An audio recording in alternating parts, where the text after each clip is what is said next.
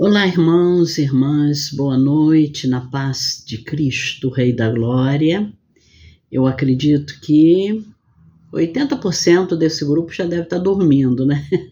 Inclusive a Nilva, porque já são, olha, 15 para meia-noite de sexta-feira, dia 25, né? Hoje é 25. Não, hoje é 26, dia 26. Sexta-feira, dia 26, 15 para meia-noite. E agora que eu estou aqui gravando. Eu já disse para vocês, né, que eu prefiro gravar nesse horário por causa do barulho, mas independentemente disso, eu fiquei pesquisando, analisando o que assim de mais importante eu poderia trazer para vocês com base em Gênesis capítulo 8.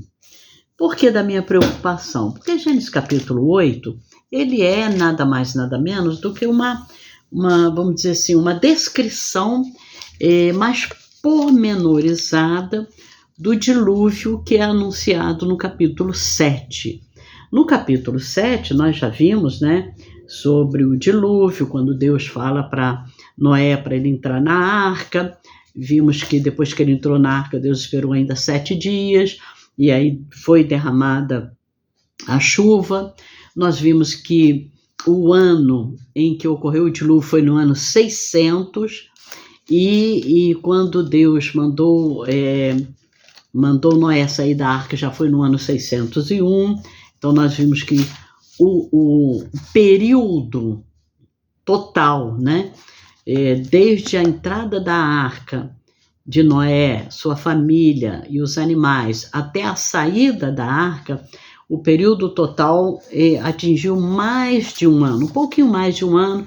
Alguns dizem 1 ano e 17 dias, outros 1 ano e 10 dias. Mas a gente já viu isso. Então, entrando hoje no capítulo 8, são mais detalhes que nós vamos estar vendo. Mas eu vou ler o capítulo 8 inteiro, porque depois nós vamos continuar trabalhando esse capítulo 8, e aí eu não quero lê-lo totalmente, eu vou ler só as partes que a gente vai estar trabalhando. Então hoje, para começar, né, o nosso estudo de hoje, eu vou ler Gênesis capítulo 8. Diz assim: o fim do dilúvio, é o título dessa parte do capítulo. Ele está dividido em 3 partes, e essa primeira parte, o fim do dilúvio. Capítulo 8. Então Deus se lembrou de Noé e de todos os animais selvagens e de todos os animais domésticos que estavam com ele na arca. Deus fez soprar um vento sobre a terra e as águas começaram a baixar. Fecharam-se as fontes do abismo e também as comportas dos céus, e a chuva dos céus se deteve. As águas iam escoando continuamente da face da terra. Ao fim de 150 dias, as águas tinham baixado. No dia 17 do 7º mês, a arca repousou sobre as montanhas de Ararat. E as águas continuaram a baixar até o 10º mês. No primeiro dia desse mês apareceram os picos das montanhas. 40 dias depois, Noé abriu a janela que tinha feito na arca e soltou um corvo, o qual, tendo saído, ia e voltava, até que se secaram as águas sobre a terra. Depois, Noé soltou uma pomba para ver se as águas já tinham diminuído na superfície da terra. Mas a pomba, não achando lugar para pousar os pés, voltou para junto de Noé na arca, porque as águas ainda cobriam a terra. Noé, estendendo a mão, pegou a pomba e a recolheu consigo na arca e a trouxe de novo para dentro da arca. Noé esperou mais 7 dias e de novo soltou a pomba fora da arca. À tarde, ela voltou a ele, trazendo no bico uma folha nova de oliveira. Assim, Noé entendeu que as águas tinham baixado sobre a terra. Esperou mais 7 dias e de novo soltou a pomba. Ela, porém, já não voltou mais para ele. Aí a outra parte que tem aqui nesse capítulo, que vai a partir do versículo 13, tem o título seguinte: Noé e sua família saem da arca. Aconteceu que no primeiro dia do primeiro mês do ano 601, as águas que estavam sobre a terra secaram. Então Noé removeu a cobertura da arca e olhou, e eis que o solo estava enxuto. E aos 27 dias do segundo mês, a terra estava seca. Então Deus disse a Noé: saia da arca, você, a sua mulher, os seus filhos e as mulheres dos seus filhos. Faça sair também todos os animais que estão com você, tanto aves como gado, e todo animal que rasteja sobre a terra, para que povoem a terra, sejam fecundos e nela se multipliquem. Saiu, pois, Noé com seus filhos, a sua mulher e as mulheres dos seus filhos, e também saíram da arca todos os animais que rastejam, todas as aves e tudo que se move sobre a terra segundo as suas famílias. Aí a terceira parte, que começa no versículo 20, diz assim: Noé levanta um altar. Noé levantou um altar ao Senhor e, tomando de animais puros e aves puras, ofereceu o holocausto sobre o altar.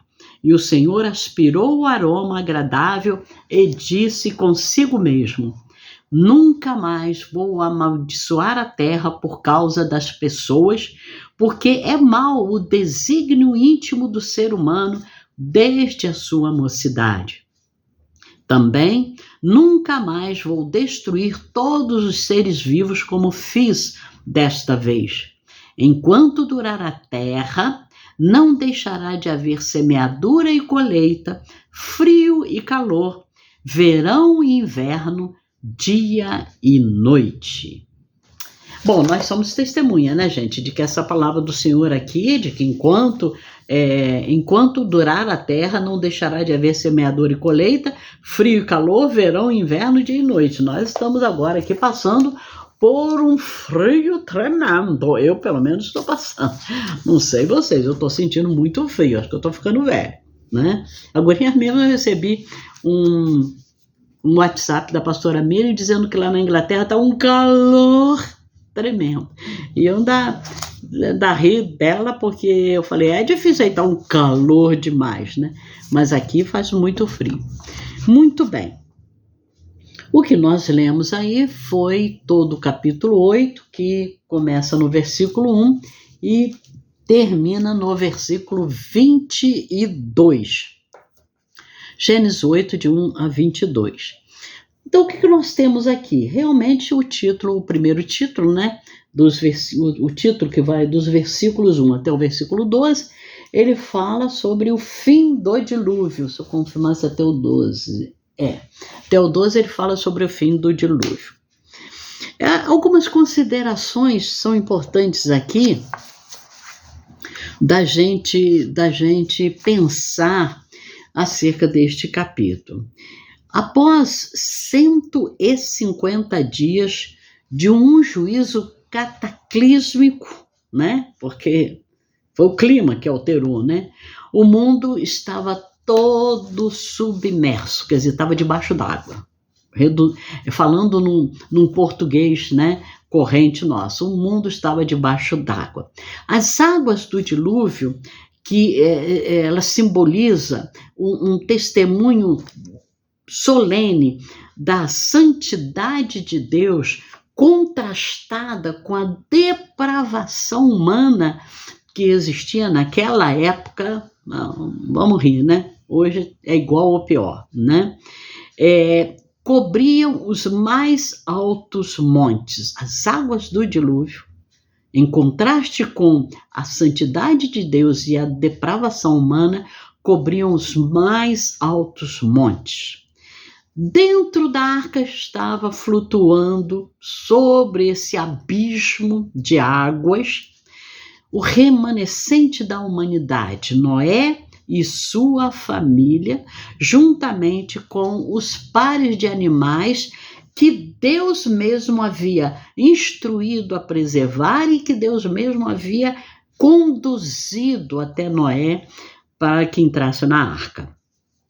O capítulo 7 de Gênesis, ele encerra com a imagem de um mundo que está calado agora, que está silenciado diante do juízo de Deus. É neste cenário de desolação que Gênesis 8 dá o seu início, não com o barulho das águas, o som das águas, aquele volume de águas, mas com o pulsar do coração fiel de Deus.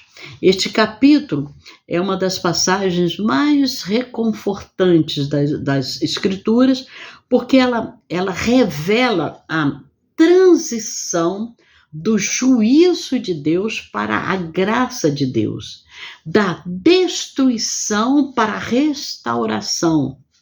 É o que a gente acabou de ver aqui, né? Destruição para restauração. E da aliança divina que garante a continuidade da vida na Terra. Deus exterminou a Terra, sim, mas preservou uma família para que ela desse continuidade à vida na Terra e preservou os animais também. Então, nós vamos analisar esse texto sagrado extraindo suas verdades eternas e vamos tentar, né, aplicar a nossa vida de fé, a nossa jornada de fé aqui na Terra. A primeira coisa que salta aos nossos olhos, e talvez a gente nem consiga passar disso aí, tá? Está no versículo 1, na primeira parte do versículo 1, que diz assim: Então Deus se lembrou de Noé e de todos os animais selvagens e de todos os animais domésticos que estavam com ele na arca. Deus fez soprar um vento sobre a terra e as águas começaram a baixar. Vamos começar daí. Aí diz assim, olha só como é que Gênesis ele é rico nisso, né? E depois nós vamos ver lá nos profetas isso também acontecendo. Essa questão que eu já tratei com vocês, eu já expliquei para vocês o que é isso, né? Essa linguagem que dá assim, dá uma, eu anotei aqui, dá um sentimento, esse seria o termo certo, espera que eu virei a Bíblia aqui, que dá um sentimento a Deus, né? Um sentimento humano a Deus, eu já falei para vocês, isso se chama antropopatia. Antropopatia, o que é isso? É sentimento humano atribuído a Deus. Nós vimos isso quando nós vimos Deus falando para Noé que ele havia se arrependido de ter feito o homem. Então, quando o Moisés, né, usa essa expressão, ou foi a tradução, usa essa expressão, ele está atribuindo a Deus um sentimento, uma forma humana, como se Deus fosse um homem. E essa forma humana atribuída a Deus se chama antropopatia. Lembro que eu falei para vocês que eram duas maneiras de se atribuir sentimentos e também forma ou corpo humano a Deus. A antropopatia, ela atribui sentimento humano a Deus. Então Deus chorou, Deus se arrependeu, Deus se entristeceu, né? Mas a outra forma que é de se referir a Deus, que é dar a ele um corpo humano, né, como se ele fosse um homem, uma forma humana, se chama antropomorfismo. Antropopatia e antropomorfismo. A antropopatia dá a Deus sentimentos. O antropomorfismo dá a Deus uma forma humana. Então, quando diz, os olhos de Deus estão em todo lugar, né? A mão do Senhor não está encolhida, né? Para que não possa salvar, ou o braço do Senhor não está encolhido, não me lembro exatamente como, e nem os seus ouvidos, olha, tapados para que não possa ouvir. Então, isso, mão, olhos do Senhor, ouvidos, chama-se antropomorfismo. É uma forma de dar um corpo humano para Deus. E antropopatia é uma forma de dizer que Deus tem os sentimentos igual nós temos. A gente começa aqui dizendo assim, então Deus se lembrou de Noé. Olha o antropopatismo aí. Deus se lembrar de Noé, então Deus se esquece. Isso é antropopatia, tá vendo?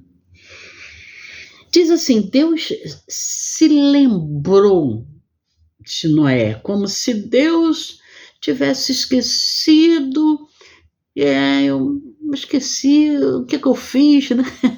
O que eu fiz no último ano, né? O que será que eu fiz? Eu acho que eu acabei com a terra que eu criei, eu acabei com os seres que eu criei. Eu acabei. Não, mas peraí, eu acho que eu não acabei com todo mundo. Não parece que é isso? Quando fala que Deus se lembrou, eu acho que eu não acabei com todo mundo. Eu acho que eu tô com a impressão que eu salvei uma família. Eu salvei a família de Noé. Mas como é que eu salvei a família de Noé? Mandei ele construir uma arca. Não parece para nós que é isso aí? É como se Deus tivesse se esquecido. Olha, gente, vamos lá, tá? Então, o capítulo começa com isso aí. Lembrou-se Deus de Noé. Esse verbo lembrar-se, lembra quando a gente foi tentar explicar a questão do arrependimento, que também ficou uma coisa difícil, que depois eu tive que completar para vocês, né, que o arrependimento de Deus não podia ser, né, como um arrependimento humano, porque se Deus tem diante de si o passado, o presente e o futuro, e ele já sabe no futuro o que vai acontecer, não tem cabimento dizer que Deus se arrependeu. Ele já sabia que aquilo ia acontecer, não é isso? Então, aqui nós vamos ter o mesmo entendimento, vamos dizer assim, né? A mesma coisa. Esse verbo lembrar-se, no hebraico, deixa eu ver aqui como é que é,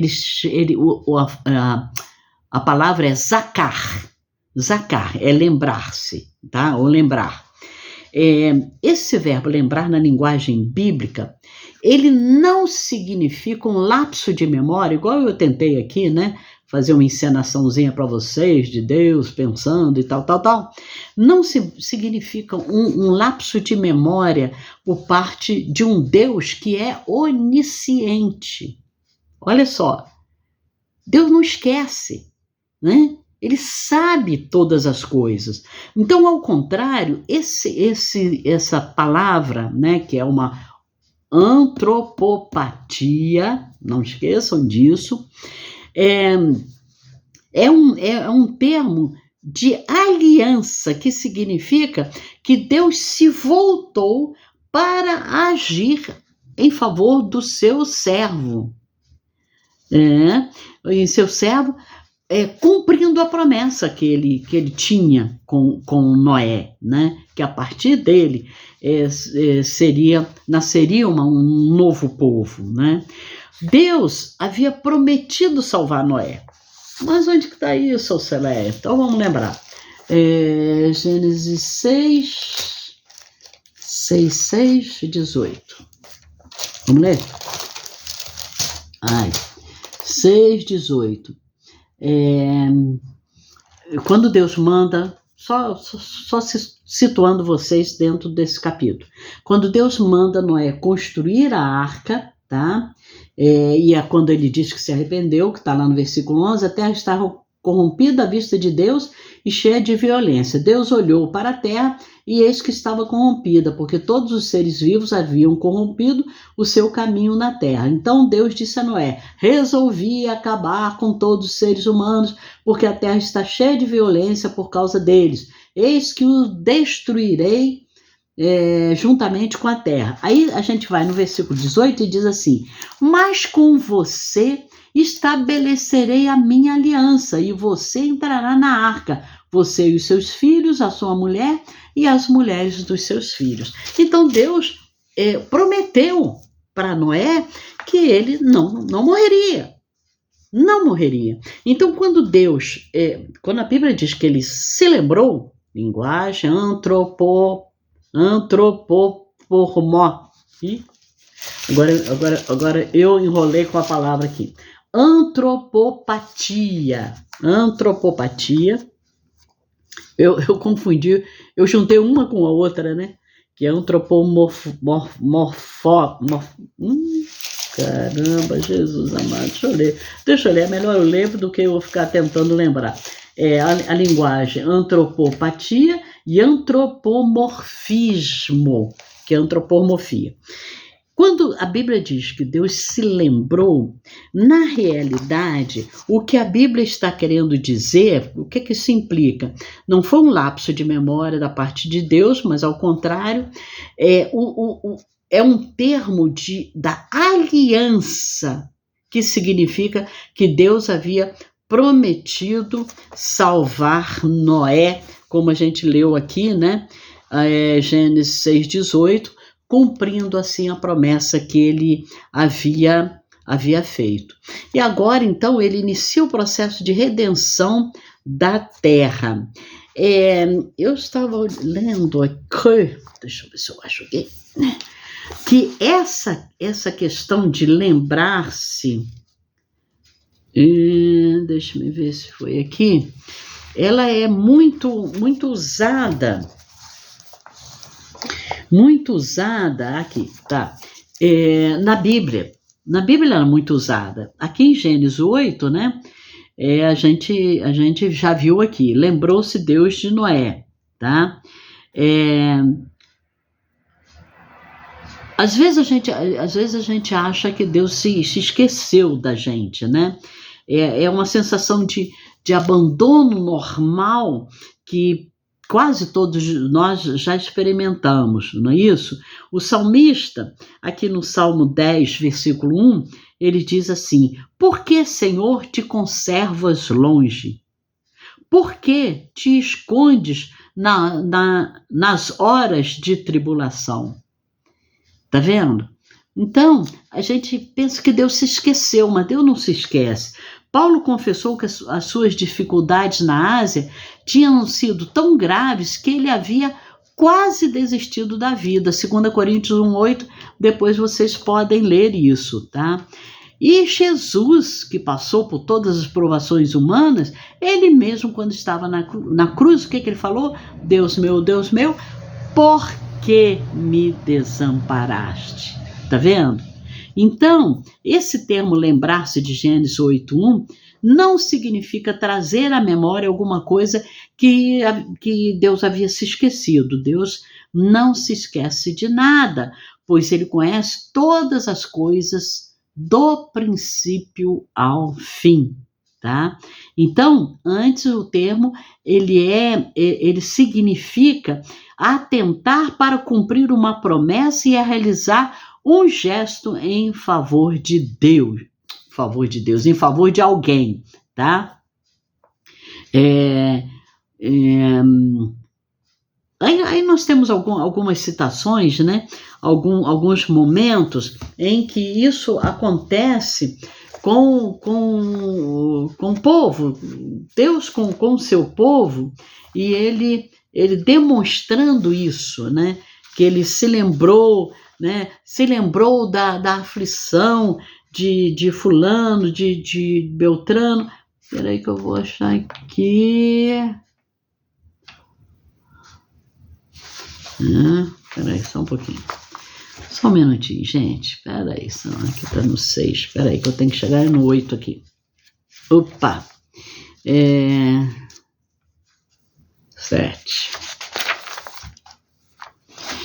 8. Eu tava me lembrando aqui daquela passagem de Ana chorando, né? Ana chorando ali no templo, e Eli vendo Ana chorando, e Ana chorava porque ela não tinha filhos, e Penina, a segunda esposa do seu marido, tinha muitos filhos, e ela chorando porque ela se sentia desprezada e tal.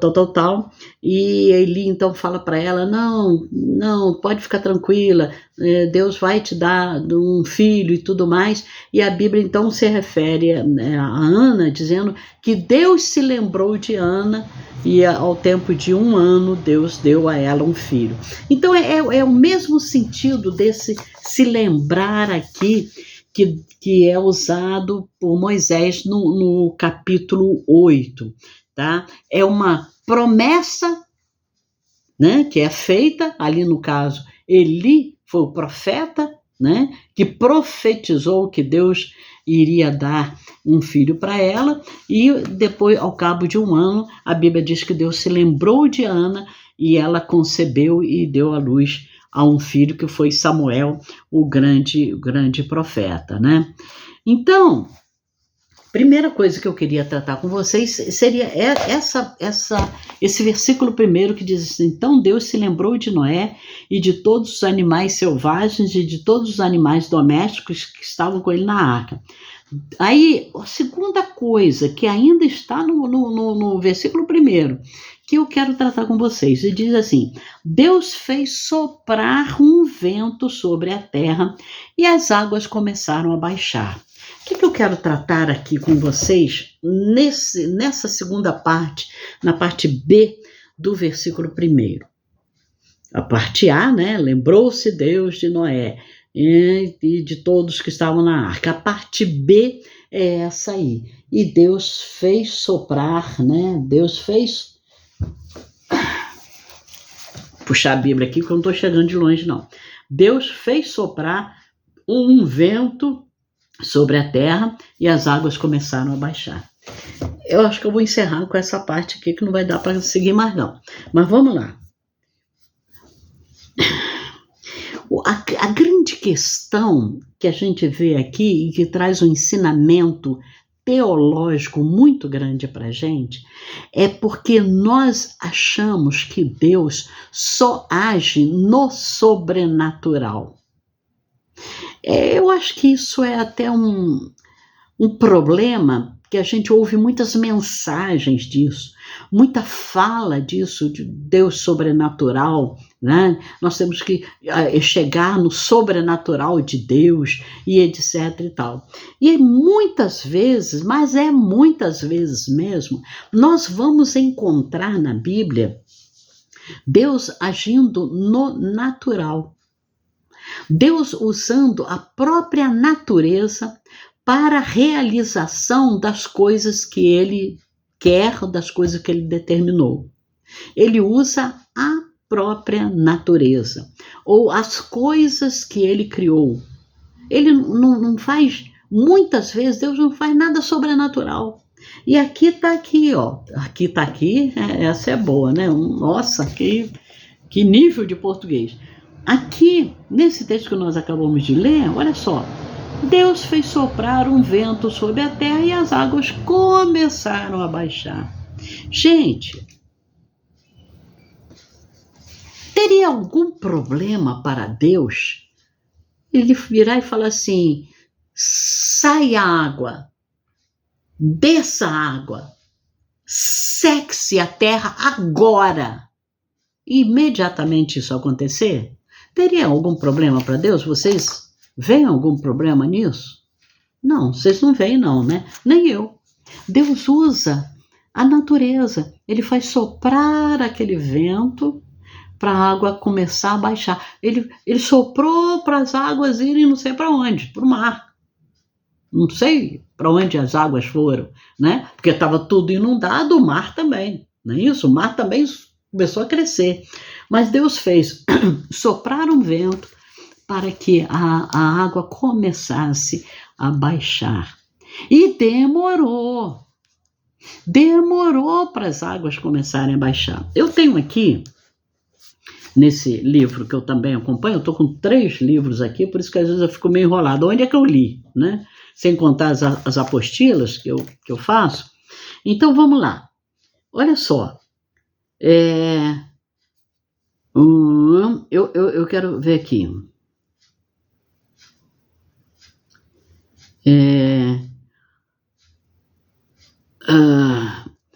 Eu quero passar para vocês, tá? Porque eu disse para vocês, né, que desde o momento que Noé entrou na arca até o momento que ele saiu, passaram-se mais de um ano. Alguns autores falam 1 ano e 10 dias, outro 1 ano e 17 dias. Vamos fazer as contas aqui, olha só. Aos 27 dias do mês, isso aí está já no capítulo 8, tá? No capítulo 8, versículo 14. 13, 14. E aos 27 dias do segundo mês, a terra estava seca. Então Deus disse a Noé. Esse Deus disse a Noé aí é um outro assunto que eu quero tratar com vocês semana que vem. Então, a cronologia do dilúvio, ela pode ser tabulada da seguinte forma. Olha só.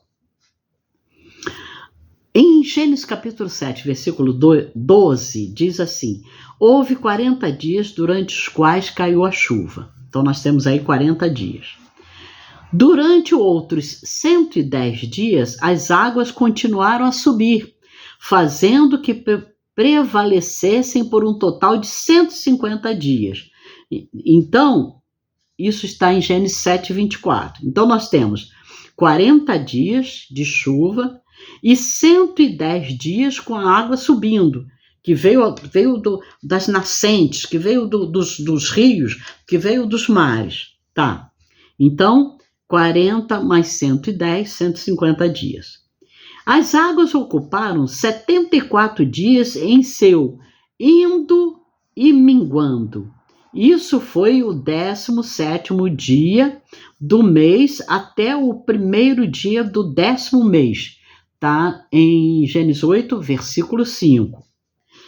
Havendo 30 dias em um mês, os números em dias são 12 mais 20 mais 30 mais 1. Então, nós vamos ter aqui 74 dias. Ó, as águas indo e vindo, tá certo? Isso no indo e minguando. Isso foi do 17º dia do 7º mês até o primeiro dia do 10º mês. Tá? Em Gênesis 8, 5. Então, considerando 30 dias num mês, os números em dias são 13 mais 30 mais 30 mais 1, 74 dias. 40 dias, continuando aqui, se passaram antes de Noé enviar o corvo. Isso é Gênesis 8, versículos 6 e 7. Então, 40 dias aí. 7 dias se passaram antes de Noé enviar a pomba pela primeira vez, Gênesis 8, 8. Esse período é necessário ser computado para chegar-se ao total e é dado por implicação da frase outros 7 dias no verso 10. Então, nós temos 7 dias aqui, quando ele enviou a pomba pela primeira vez. 7 dias se passaram antes de ser enviada a pomba pela segunda vez, Gênesis 8, versículo 10. Então, mais 7 dias. Outros 7 dias precedendo a terceira viagem da pomba, Gênesis 8, 12, mais 7 dias. Até este ponto, 285 dias foram computados, mas o episódio seguinte é datado do primeiro dia do primeiro mês do ano 601. Desde a data em 7 do 11 até este ponto, em 8, 13, a data em Gênesis 7, versículo 11, até este ponto, em Gênesis 8, versículo 13, há um período de 314 dias. Portanto, aqui há um intervalo de 29 dias que a gente precisa computar. Desde a remoção da cobertura da arca até o fim mesmo da experiência, houve mais 57 dias, Gênesis 8,14, 57 dias. Se vocês somarem esses dias todos que eu dei para vocês, vai dar um total de 371 dias. Então vamos lá. Primeiro 40 dias de chuva na terra, 110 dias com as águas subindo, tá? 74 dias do indo e minguando a água, 40 dias antes de Noé enviar o corvo, tá? 7 dias de que mandou a pomba pela primeira vez, 7 dias da pomba pela segunda vez, outros 7 dias para a terceira viagem da pomba, tá? E 29 dias de um intervalo que está entre Gênesis 7:11 até este ponto em Gênesis 8:13, que vem um período de 314 dias, então há um intervalo aqui de 29 dias que você soma. Aí quando Noé remove a cobertura da arca até o fim da experiência dele lá dentro da arca, mais 57 dias, que está em Gênesis 8:14, nós temos aqui 371 dias. 371 dias. Então, deu realmente mais de um ano. Se nós considerarmos, olha só, vamos colocar, um ano tem 360 dias, né? Ou 365. Vamos considerar 360, 1 ano e 11 dias. Mas se nós considerarmos que Noé entrou, eu falei isso na semana passada, esperou ainda um tempo foi 10 dias antes, né? Para que as águas começassem a cair sobre a terra, ou 7 dias, aí nós vamos ter mais de 1 ano e 11 dias. Entenderam? Isso tudo acontecendo, quando Deus resolve, e aí é isso que eu quero trabalhar com vocês, quando Deus resolve que já deu o tempo, o que ele faz? Ele faz soprar um vento na terra. Deus não faz nada extremamente miraculoso, ou com seus superpoderes, ou com uma coisa sobrenatural. E o ensinamento que eu quero que a gente guarde hoje, até passei aqui muito do horário, é que a gente nunca se esqueça que às vezes Deus quer resolver o nosso problema de uma forma simples. Vai no médico, ou toma esse remédio. Entenderam? Ele não quer fazer nada sobrenatural. Ai, eu estava orando e senti vir sobre mim um calor. Não, nada. Às vezes Deus quer fazer de uma forma bem tranquila, bem natural, sabe? Na nossa vida. E a gente fica correndo atrás ou querendo coisas sobrenaturais. E aí a gente não vê as coisas simples que Deus está fazendo na nossa vida. Quando Moisés chegou com o povo de Israel e na frente tinha um mar vermelho e atrás tinha um exército de Faraó, o que Deus falou? Moisés, bate com o seu cajado da água aí. Moisés bateu com o cajado da água e as águas simplesmente se afastaram e eles puderam passar a pés enxutos. Tá vendo? Então, Deus tem uma hora que ele faz coisa sobrenatural, mas ele mandou Moisés bater com o cajado da água. Uma coisa natural, fácil de fazer. Tá vendo? Às vezes Deus está trabalhando na sua vida e está trabalhando incansavelmente e está realizando coisas maravilhosas na sua vida, mas você está esperando um negócio sobrenatural. E Deus está fazendo, está realizando, e você não está dando glória, porque não foi uma coisa assim estrondorosa na sua vida. Pense nisso, meu irmão, pense nisso. Deus está fazendo, Deus está trabalhando, Deus está se lembrando de você. Que Deus te abençoe, que Deus te guarde, em nome de Jesus.